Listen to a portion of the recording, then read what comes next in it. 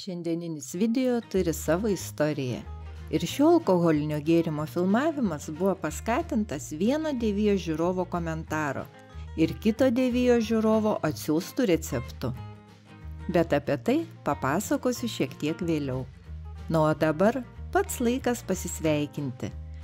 Taigi, sveiki, mėlyjei Devijos draugai, prenumeratoriai ir svečiai. Malonu, kad likote kartu.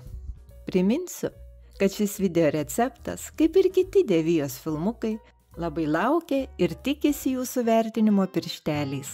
O mes neprarandame puikios nuotaikos ir keliaujam gaminti šedevro, kurio šlakelis mūsų nuotaiką dar labiau praskaidrins.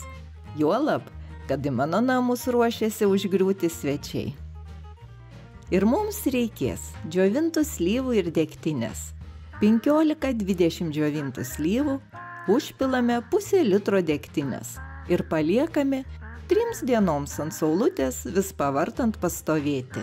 Jei slyvas perpjausite per pusę, gėrimo spalva bus dar intensyvesnė.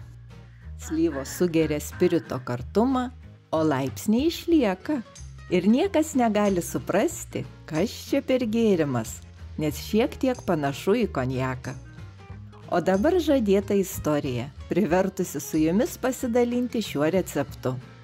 Visai neseniai, po video su cepelinais, radau žiūrovo, pono Džiugo, komentarą prašymą. Gal galima kažką kaip mandarinų likeris? O suveikus telepatijai, kitas Devijo žiūrovas, ponas Valdemaras, atsiuntė šį puikų slyvų užpiltinės receptą, kurį kaip visada lydėjo linksmi komentarai. Ačiū ponui Valdemarui už puikų receptą ir praskaidrintą nuotaiką. Na, o šį video skiriu ponui Džiugui, kuriam norisi kažko stipresnio prie cepelinų. 3 dienas saulutėje pasišildžiusi gėrimą reikia gerai perkošti, per tankę medžiagą ar vatą ir galima užklijuoti etiketę su antspaudu. Tinkamas naudojimui. Likusias slyvas galima sudėti į stiklainį ir laikyti šaldytuve. O reikalui esant, suvalgai vieną ir niekas nežinos, kodėl tau linksma.